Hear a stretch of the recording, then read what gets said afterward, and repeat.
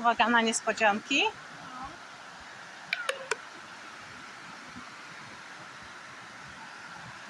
Ten sygnał to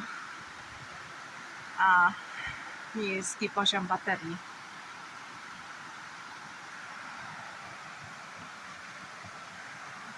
Ale muszę Was tutaj zaprosić, bo ci, którzy nie byli, to powinni przynajmniej raz przyjechać.